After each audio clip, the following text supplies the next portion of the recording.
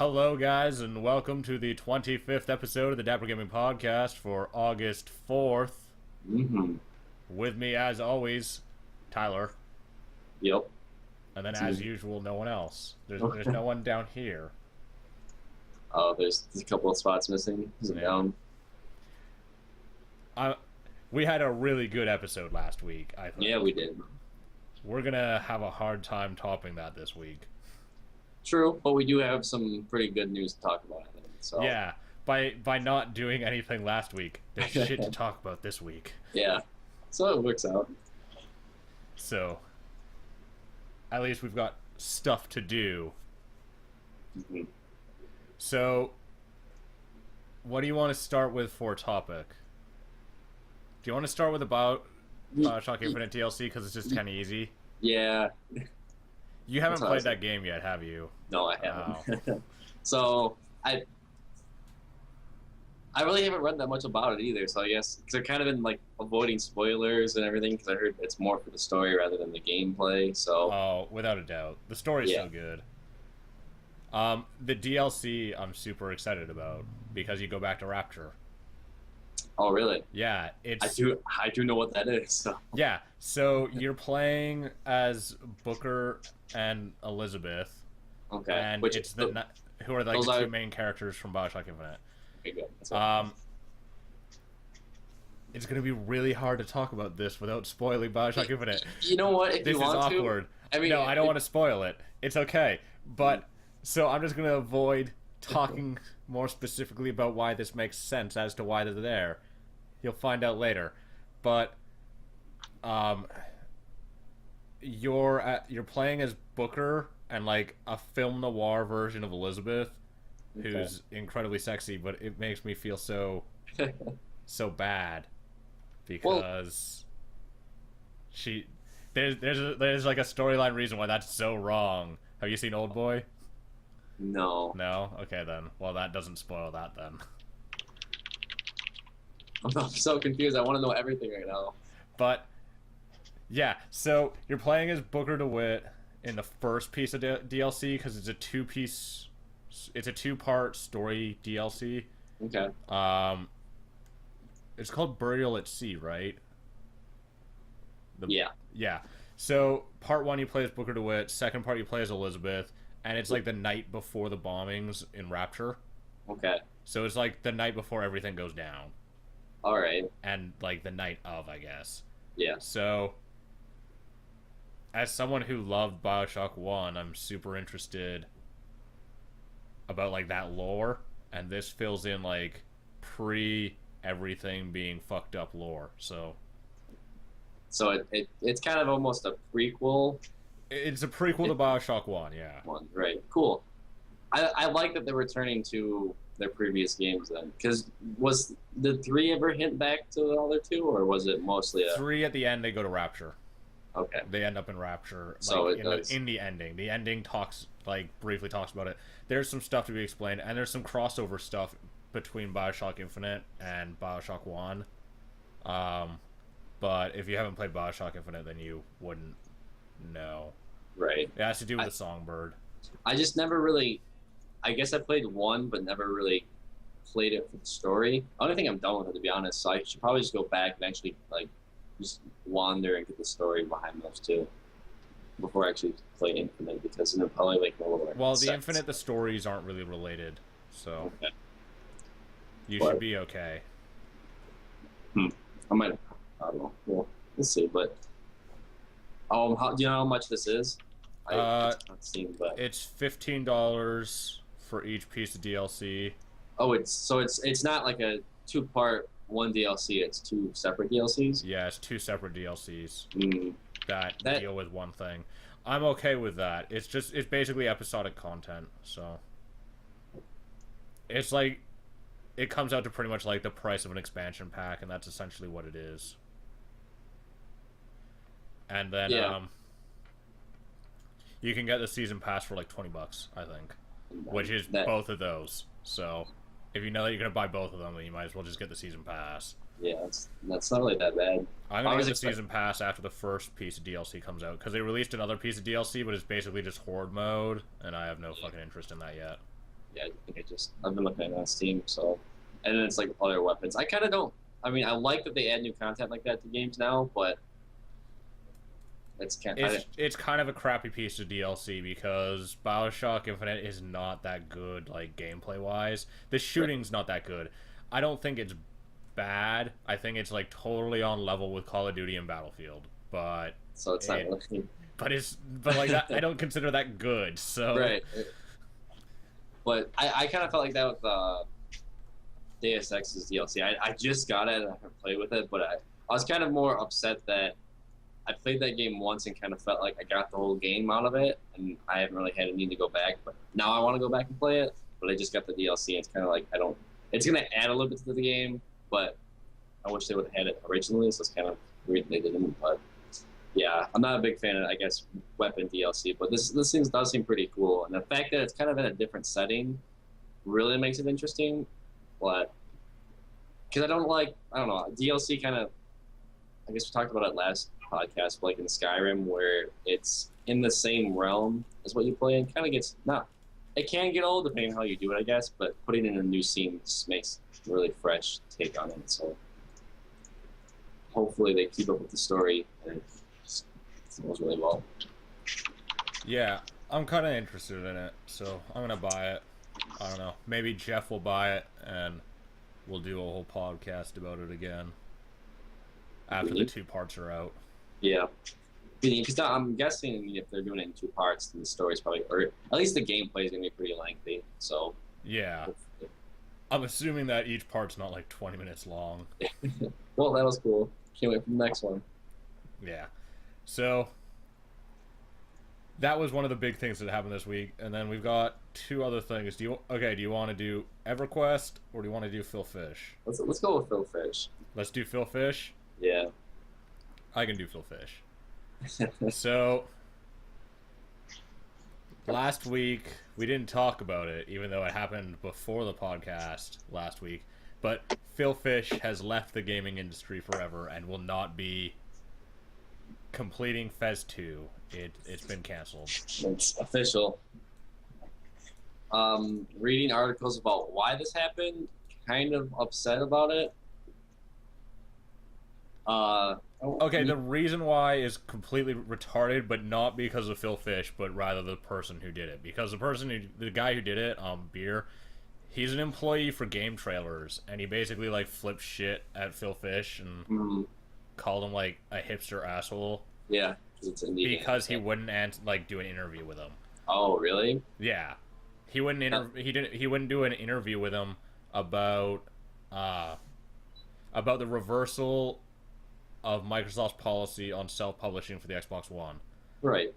And him and Jonathan Blow wouldn't do an interview with him, so he basically called them both assholes, and so Phil Fish told him, like, go fuck himself, and then, like, they got in a big argument on Twitter, and then he, like, left the industry. Because one of the things that actually I find kind of stupid about this specific case is that there's, like, articles all over the internet, like, on Polygon, Rock Paper Shotgun, whatever, VG 24/7, Game Trailers. Game Trailers is an incredibly fucking terrible site. But, and they basically paint Phil Fish as being somehow to any degree in the wrong. And that doesn't make any sense to me at all. Because he basically had someone who's supposed to be a professional games journalist, someone whose job it is to go and try to find interviews and, like, dig up the news, basically call him an asshole for not doing an interview with him. So, like, why would you not get angry at that? Right. It's just kind of and so, like, obviously this isn't the one thing that got him to leave the industry, because, like, it's so much of a, like, built-up thing over, like, since before Fez even came out. Right. That the internet just doesn't like Phil Fish because he's kind of a not likable guy. Yeah, I think if you watched Indie Game the movie too, you kind of got even more of that. Yeah. And so, like, this guy from Game Trailers who okay, I'm pretty sure he still has his job, but I don't think he should have his job anymore because he's clearly not fit for it. But well, that's a really immature response to not getting what you want. it's very childish, but Yeah, well, it doesn't make any sense. Like, your job is to go ask people for interviews, and someone said no, so you yeah, threw a hissy fit. yeah. Like, what an Which asshole. I think that Phil Fish's response also wasn't the best. It kind of seems like almost Oh, similar. the compare your life to mine and then go kill yourself? No, Because, I never read that one. oh, Did he say that? yeah, he said that. Okay, well then that just adds to it because it just seems like I mean obviously he was heated and this kind of just broke it and he snapped about it. Well, So the internet media kind of like definitely painted it in a way where Phil Fish is like in the wrong. Like, Phil Fish is an asshole, and that yeah, just isn't right in this case. No matter right. what Phil Fish's response is, it's totally appropriate given what the initial one was, which is that he's a hipster tosspot asshole who can go fuck himself. Yeah, I mean those are some not so good words to say about someone, but I mean he has the right to respond how he wants to, but at the same time I think he kind of handled it. You know, I mean he's out there. He like on his like community sites. I mean like Twitter, like people view that as public, so I don't know. I feel like he has a little bit should be done a little bit more professional, but at the same time, he's not in the wrong for acting the way he did because he should have just like realized. I guess more people would see this and not, I think more about it, kind of calm down. But Yeah, I don't know. The whole thing seems like such a mess because yeah, yeah, it does. It's just I don't know. That I wish that wasn't the answer because I know Fez received a lot of, you know, great reviews and good media, so it's just kind of bumming to see someone going from being an indie developer to like developing another game. And, like that possibility doesn't happen to everyone, so it just sucks to see someone else leave that's good at it, I guess. yeah, I guess that's fair. I mean, I don't think Fez is that good of a game. I think Well, it's not a bad game, but I think that it was overhyped personally, and I don't think Phil Fish is that great of a developer. And I think he's an asshole and that he's wrong in most things. But I respect his right to be an asshole and to be wrong. yeah, And here it's like the one case where he's not wrong, and people are like, Phil Fish is a gigantic douche because he doesn't have a thick enough skin to be on the internet because he got in a fight with some dude on Twitter and quit the industry. And it's like, this isn't like the one incident.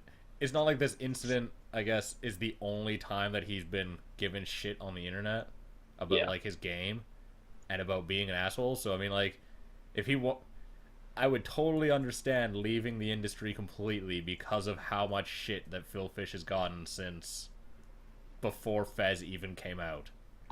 And definitely post Fez being released. yeah. And then even more so Once it broke. once it came out on PC. Because of his PC remarks. I'm not familiar with his PC remarks. Oh, he said he would never release a video game on PC because those are only for Excel spreadsheets. Good stuff. Yep. Well, is it fair to say he's not easy to dislike at times? Then Oh, he's very easy to dislike. And then, like, the other thing that was kind of weird about this particular incident is, like, so much of the incident was, like, reported as this guy, as not Phil Fish, creator of Fez, but Phil Fish, the guy who at GDC said Japanese video games suck. And then, like, everyone showed this, like, clip of him at GDC where he was, like, on a panel and, like, a Japanese indie developer asked him what Japanese video games recently, like, the panel has liked, and Phil Fish just said all Japanese video games suck. oh god. Yep, that's a Yeah. good thing. That's a good thing to say. He I doesn't mean, like, but it doesn't matter because this comes from a man who doesn't like Monster Hunter, so oh, so you can just go to hell. fuck his I mean, opinion on video games. Yeah, I guess But it's in this case, I think he's totally right, and It's it's one kind of thing- sad to see him leave. And I think that it shows like a really big problem, kind of like in the games journalist industry or like games journalism, where games journalists are not fucking journalists at all and have like no code of ethics or standards. I think that's really obvious with Dorito Gate. When Jeff Keighley sat in front of like for the Halo, was it Halo 4 or was it Halo ODS or Reach? Was it Reach or was it Halo 4? It doesn't matter. But he was like sitting in front of a gigantic like Doritos and Mountain Dew display, talking about how people need to buy lots of Doritos and Mountain Dew so that they can level up in Halo multiplayer before the game launches, and like all this other shit. And it's like, really, your job is to like review video games and talk about video games, and you're clearly being paid off, and then you're going like by Microsoft to do this gigantic thing, like this fucking huge display, and then like what, next week you're gonna release like a review about this game? Yeah. Like, is that a conflict of interest? And so like, this is just kind of another. Last year, like, it was such a big deal in kind of like the gaming community, that games journalists were basically getting a lot of money from games companies, and how there was like no code of ethics, and how people were basically completely immoral within this one subset of journalism, and that no one's actually trained as a journalist.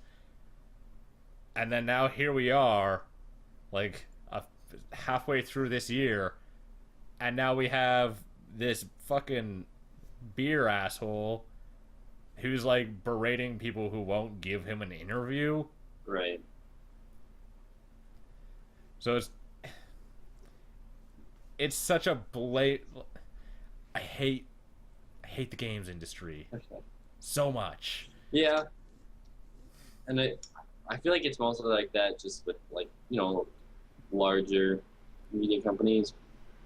But at the same time, a lot of the freelance stuff that you see, it kind of follows the same path too, where it's the freelance stuff is just as bad, because it's not necessarily freelance stuff, but like from smaller like from personal blogs that people do about gaming.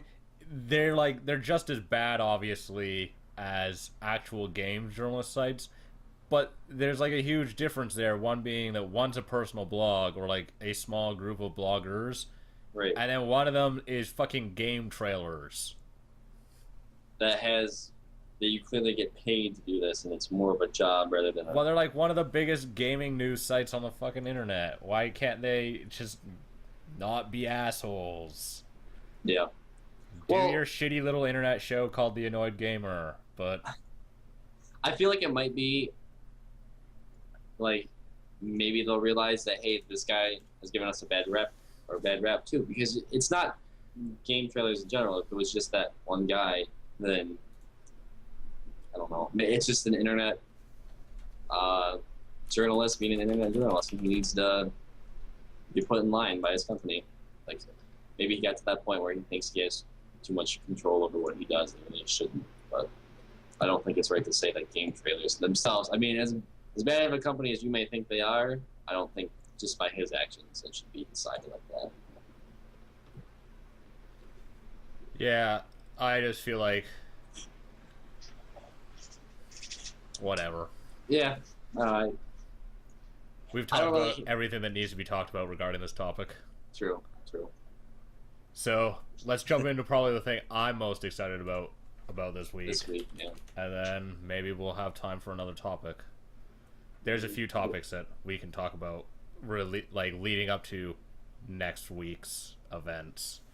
So,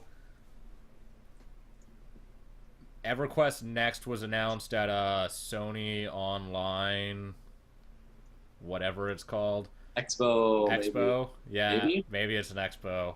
Well, it doesn't matter what it. The big Sony event in Vegas. I will be honest. I didn't know what the hell that meant until today. I've been seeing people tweet about it nonstop this week. Didn't know it was that. Well, I knew that it was about Sony stuff. I didn't bother to watch much of it. I bothered to watch this because I really liked EverQuest back in the day. Yeah. But I never played it, but this does look pretty interesting. Oh, this is like nothing like EverQuest. Like, well, they don't show anything that would really talk about EverQuest, but they announced EverQuest Next this week. Mm-hmm. It looks so good. Yeah. Like the art style is super cool. It's well, it's the one thing that I haven't seen in like I don't know 10 years of gaming color. Someone's finally using a lot of it. Well, I think it looks a Yes. lot like MMOs always have a lot of color because they're so big that they have to have a bunch of different regions. And so Sure. like you have some regions that are just like barren wastelands, but you always have like really bright, colorful regions as well.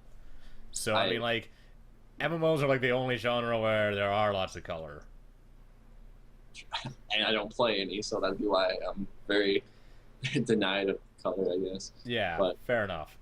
But they showed off so much stuff from EverQuest Next this week. So one, I think as someone who played EverQuest back in the day, I'm excited for this because they're not trying to continue on with the lore. They're trying to just rewrite everything. So they're right, like basically completely wiping the plate, like the slate completely clean, starting over. So it's the same world.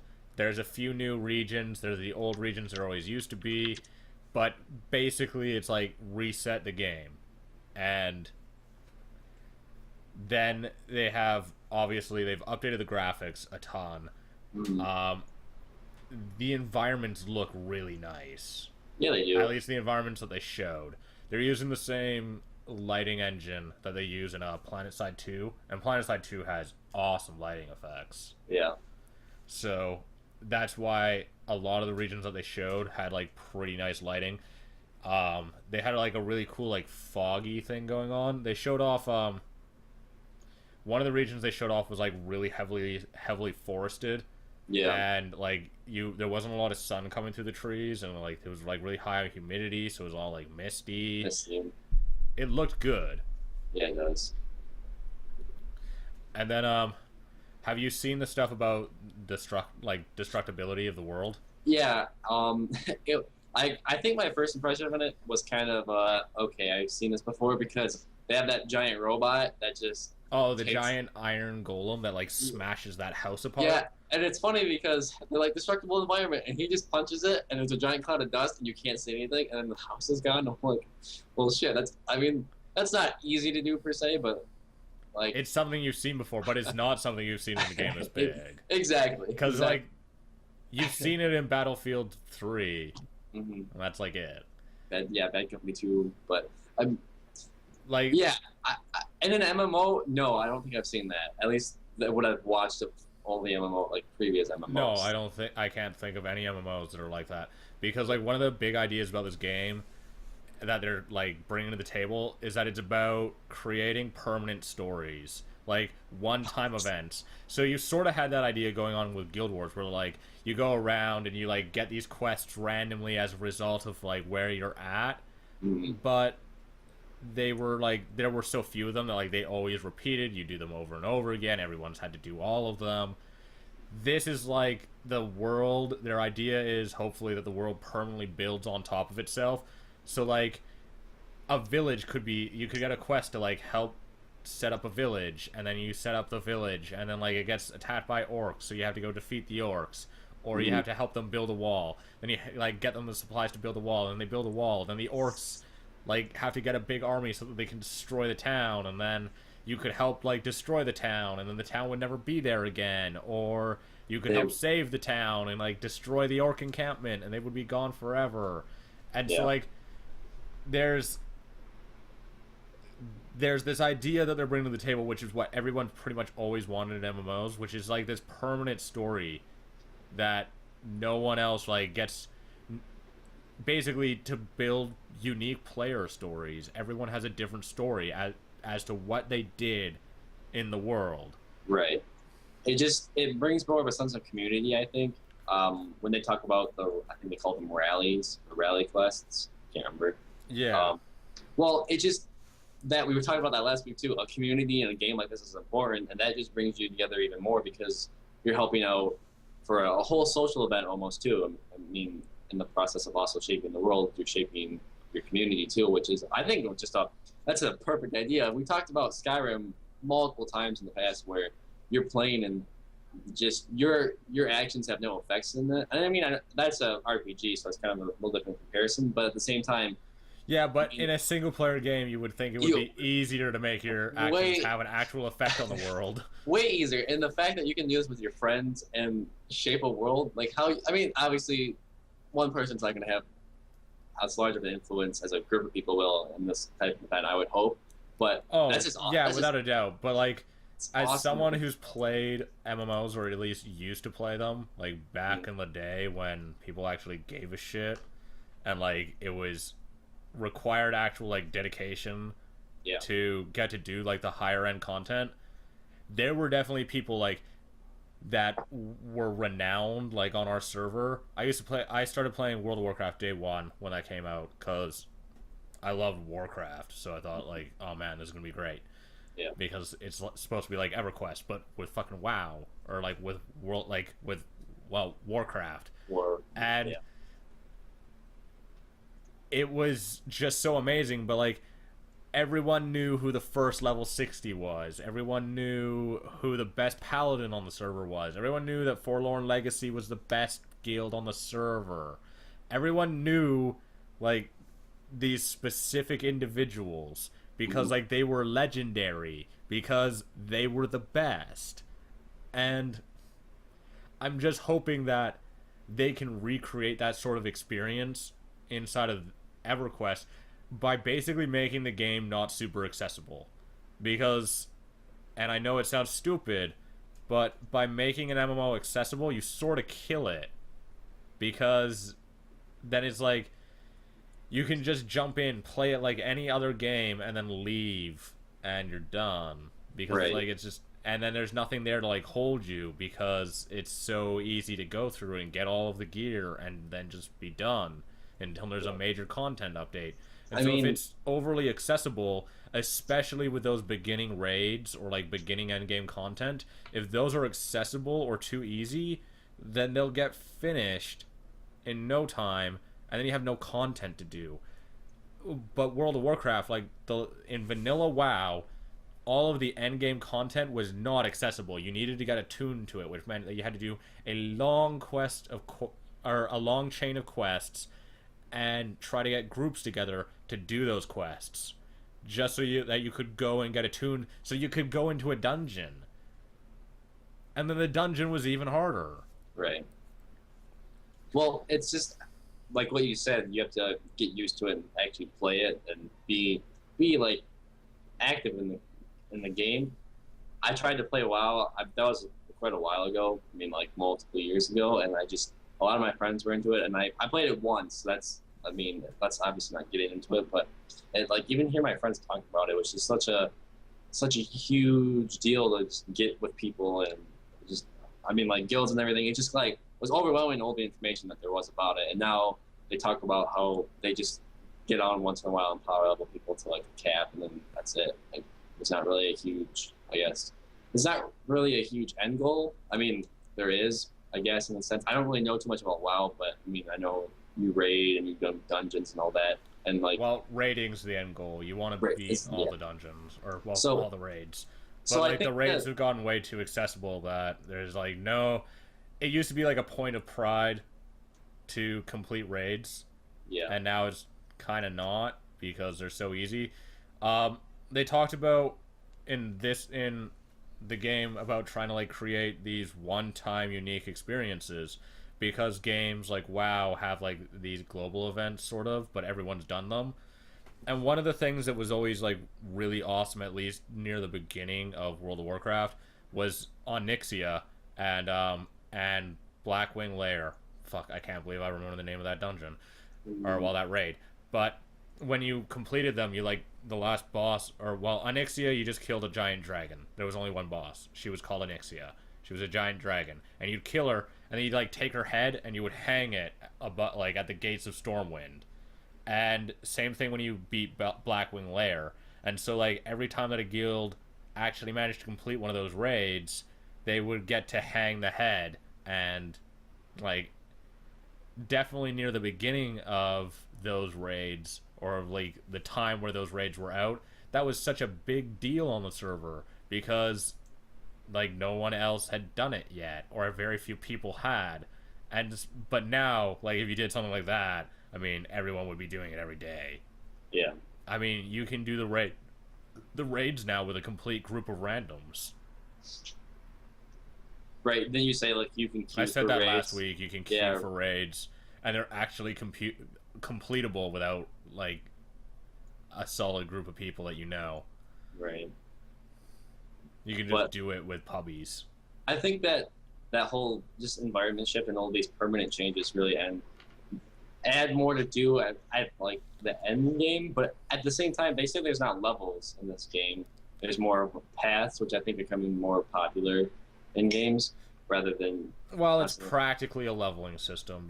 Yeah. At least, like, if it's going to be anything like Secret World, where they're like, we don't have levels, guys. And it's like you have an experience bar and you go up levels and get skill points. And it's like, yeah, you don't have levels? And they're like, we don't have classes either. It's like, just because when I level up, I can put, like, points into any class. But you have to focus on one to be viable. Because if you just, like, take all level 1 abilities, then you fucking suck. You might as well be level 1. So it's like, I don't really care. I don't feel like the current leveling system is wrong. And I don't feel like the current class system is wrong. I just feel like the issue that with MMOs has been accessibility over time. Yeah. And so they definitely do tell like about that. People, it's thinking like in the future, like when people actually complete those, what are the new people going to be like? What was vanilla? What was it actually like before this and all that? So it's kind of, I mean, if you think about expansions and like the term like parts of the universe can be destroyed or created, and it's kind of interesting because then you'll have like if you play it brand new, you're getting a completely different experience than who played it when it first came out. Like if you play it a year later, it's kind of cool to think about. And I just a developing world, and I really like that idea, and I really hope that they do it justice because it just sounds really unique. What everyone wants. Yeah, that's the other issue, because everyone's always talked about, like, everyone when they put out an MMO is always like, we have this evolving world and all this stuff, and then it's like, but not really. Yeah. And so I'm hoping they actually do create, like, this world that does evolve, that does change over time. Yeah. Because everyone always says they do, and they don't. And permanent changes are, people are afraid to commit to it. If you can commit to that, then I think that's just such a unique thing in itself, where if you change one thing on a server and that's how it is, and that's how it stays, that is awesome. Because if certain events happen and that's just how it happens, that's sweet to me. Like that's life. I mean, things change and you can't do things about it, so why not have that in games too? But yeah, no, that's I'm afraid it'll happen like what we're talking about, how it's just they say they have it, but it's not really exactly what you think about. And I think that's kind of hard to cater towards everyone's idea of that too, where you think this is how it works, but it works a different way. So I think it will be kind of, obviously you'll have people giving it like bad criticism, but I don't know. I'm excited about it. And then you want to talk about the landmark at all? Oh yeah, that's something that I did want to talk about, because that is fantastic, because I'm a huge supporter of user-created content. I think that's such a great idea. So in Everquest Next, they have something called Everquest Next Landmark, which comes out this winter, and it lets you build items like in the game, like landscapes, lets you build like buildings and stuff, so that they can implement them in the game if they need them.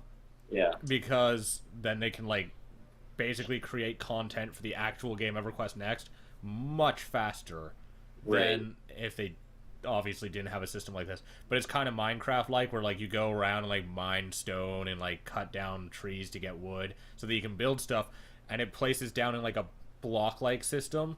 Yeah, but then they have like chisels and bevels and stuff so that you can like smooth it all out. So like one of the things that they demoed was that one of the creators built like a sphere out of stone, and it was all but it was like blocks. It would have been like if you built it out of squares. But then he got out a bevel and he like chiseled it off so that it was all smooth and like an actual perfect sphere. Mm-hmm.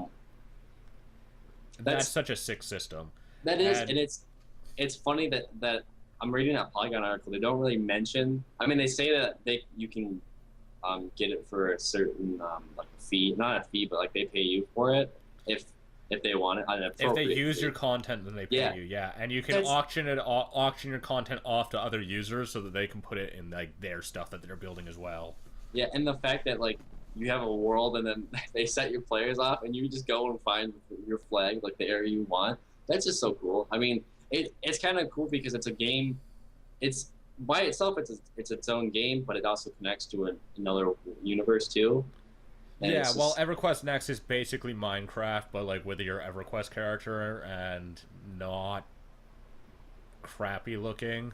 yeah, that's the cool thing I like about it is that well, one you can shape everything, so it's not obviously it's not blocky because that really wouldn't work at all. Yeah, the But thing that I like to do in Minecraft, anyways, is like just building like structures. I don't like building like really complicated stuff.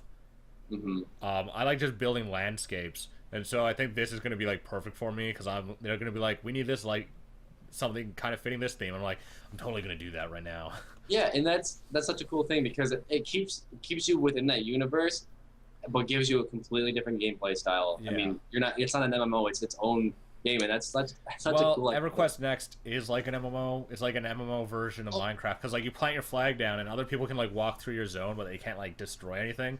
But you Right. can give like your friends permission to like help you build stuff. right? Which that sounds so sick in itself. I knew nothing about this either, so I was pretty excited, and I think that fact there was one clip of this GIF I was watching where they add a stone, and the stone kind of like sets within the land that's already there, and that's cool too. I think where like it kind of shifts to what it thinks you'd like rather than just places it down directly up like a block. It shifts into the land, so it's cool. It's like an active system.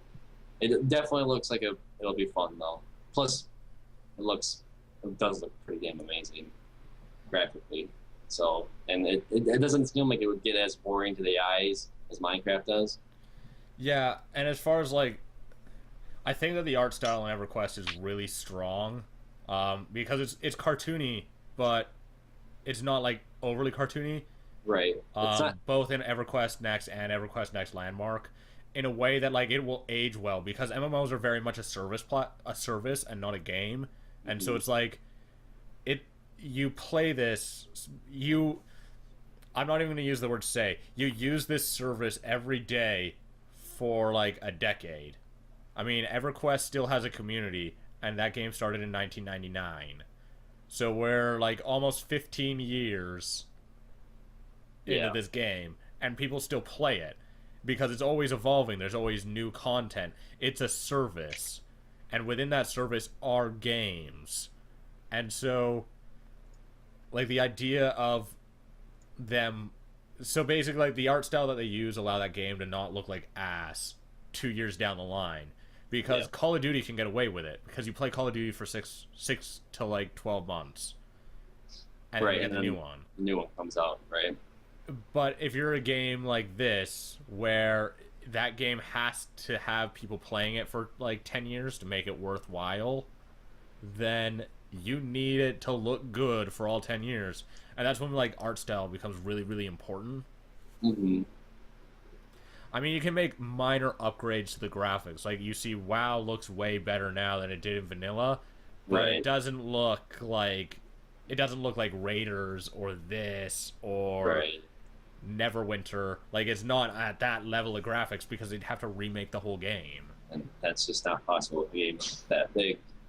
So yeah, it definitely does have an interesting look to it, and I think like there's so much power out there to create what you want, like exactly what you want graphically, that they kind of nailed it. And that you're right, and I think that's where a lot of like free MMOs end, where they try to get away with a certain graphic style, and it fades away quick. It just doesn't last. And I know you've played MapleStory, right? No, I haven't played MapleStory. Shit. I get so much flack for that, but that's one of the games. I know what it looks like. Yeah, I think it's a 2D sprite game, right? Yeah, it's all animated and drawn. That's why I think why it lasted so long for me. I mean, that was only like a year or two, but yeah, I think I really agree with you though, that you just need a good system. I think that lighting system we talked about too just really adds to it, because I mean, if you look at it, they redid the lighting system for Wind Waker for the HD remake, and it's amazing. it looks amazing. And I think with strong lighting, you can do quite a bit. So it's definitely good to have that in the base game. Yeah, well, definitely when you have like a very cartoony or cell shaded game, I think that the lighting effects become very important because you're not saving the game on textures. Yeah. So, yeah. I'm super excited for this game, though. We should definitely play the shit out of Landmark when it comes out. Oh yeah, no, I mean that's such a cool idea. This because a lot of games have been taking over that Minecraft look to it, and it's nice to have, like the, I don't know what you call it. It's not voxel, but it's just that fucking square, gross-looking pixel art that's just done over. And it's nice to see a game. Well, a lot of indies use pixel art because it's cheap and easy to do, so you don't need an artist to do it, because there's very, very few game artists, by the way. It's a huge issue. So if you need a job, people, be a game artist. But yeah, no, it does look like it would be fun, and along with maybe seeing that possibility of having your content in Everquest Next, it would be pretty sick. Yeah, I'm on board with playing this. I want to play the hell out of it. Yeah. God, what else? We need to fill out about 20 more minutes. So, Okay, so I might as well mention this now. Next week, the podcast is going to be delayed until Monday, which means it won't come out while we're going to record it on Monday, which means it might come out late Monday night, probably Tuesday morning. But, because of the International. Because, well, the International. It's Sunday night. I'm going to fucking watch the International. Fuck off. So, the International's prize pool, they just announced, is up to $2.8 million. It's quite a bit of money. It's a little bit. Yeah, well, it started off at like 1.2. Did it? I thought it started off at like 1.4. I'm not sure. I know it was 1 point something. So. Yeah, I think it was 1.4. And then last week they updated that it went up to 2.6 million because every time that... So all money from the interactive compendium for Dota 2, which is like, it tells you everything that's happening for like the tournament lineup. Everything that happens updates in the compendium, but all of the money from compendiums, which are like $10, goes to the prize pool.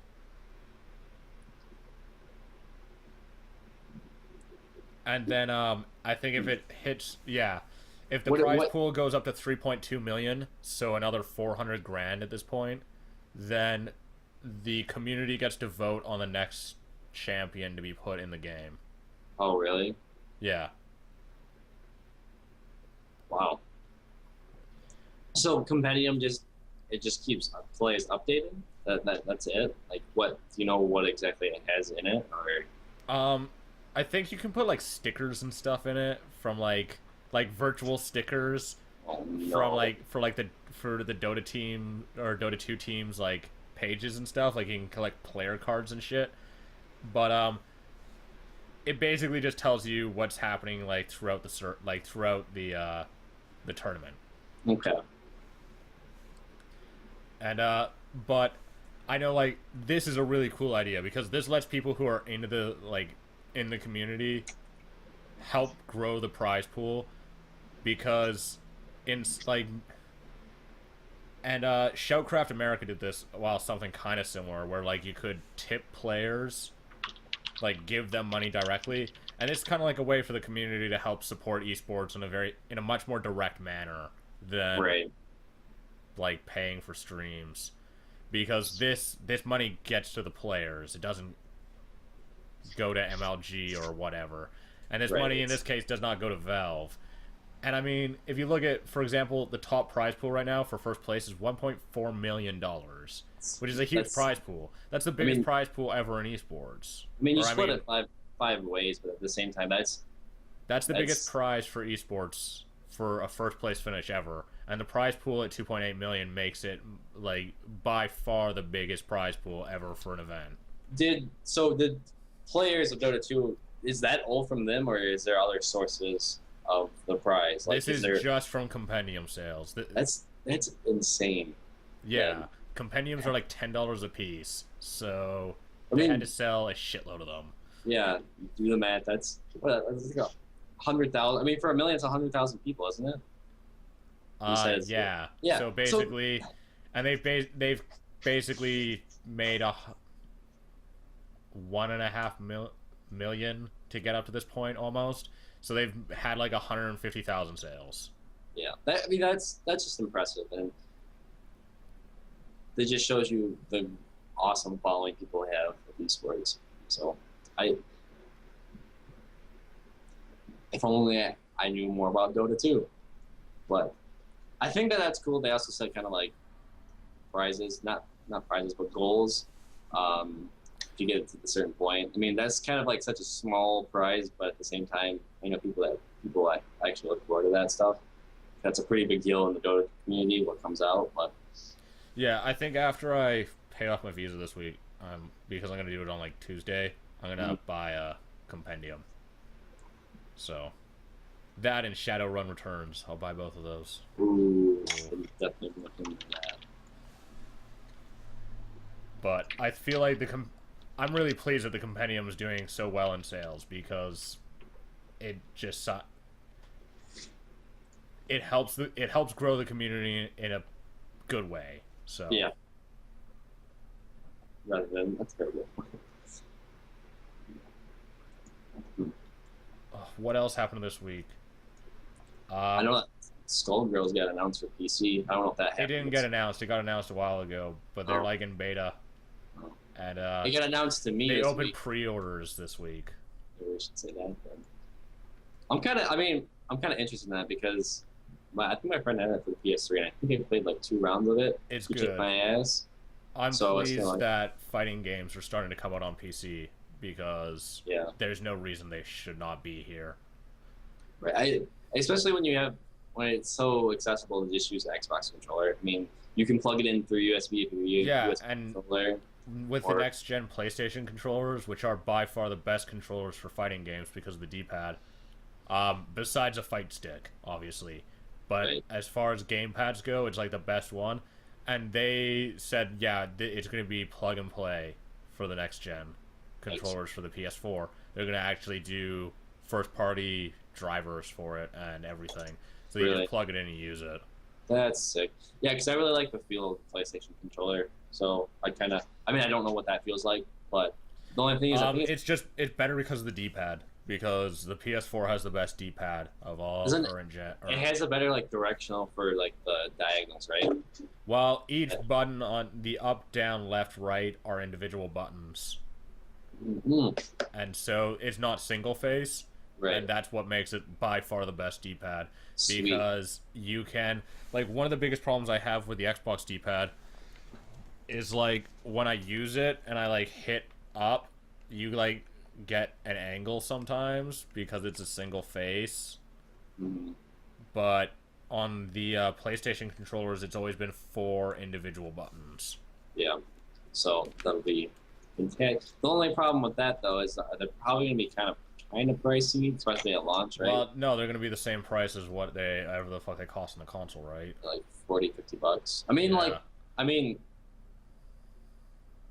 it's looking to be pricier than what is out now for like PS3, right? I mean, because they have whatever that is on the back. I don't know. You cannot use a PS3 controller on PC unless you have Bluetooth, and you need to use JoyMe or whatever it's called. It's like to bind the keys on the pad to actual keys. Well, like, I mean, the controller for the PS4, there's not going to actually be PC controllers for it. It's just going to be, you're going to buy the PS4 and you just use the PS4 controller and connect it through Bluetooth. I guess I'll have to see how much those actually cost, but I think they announced the price is like $50. Not they bad. announced the price of the actual controller price is like confirmed. You can find it on Amazon. Pre-order. I should get like a first day controller. That'd be sick. Order your controller for day 1. I'm so stoked for it. Did you get a PS4? No. They're $60. Yeah. I kind of expect. What's that stuff in the middle? A touch screen. Cool. That'd be awesome. How if they fucking actually useless. if they add It's like a 1-inch tall, 2-inch wide touchscreen that doesn't have a display in it. I'm gonna use it as a drawing tablet. No, that's pretty big news, I think, because I know Skullgirl's got a lot of It did really well. It had a Kickstarter to add like new characters and shit. I couldn't even think about it. Yeah, that whole thing about that wasn't even an original Kickstarter. Wasn't that just a Kickstarter for DLC, and they ended up going beyond it, or was that actually? It was a Kickstarter to add a single character to the game, and they got like fucking 5 of them or something with a bunch of storylines and levels. So I don't think they got that many. I think they like doubled the goal, so they got 2 characters. It cost $150,000 to make 1 character, so yeah, because that's what it costs to figure out balance in a fight game, because it's really important and balancing is hard.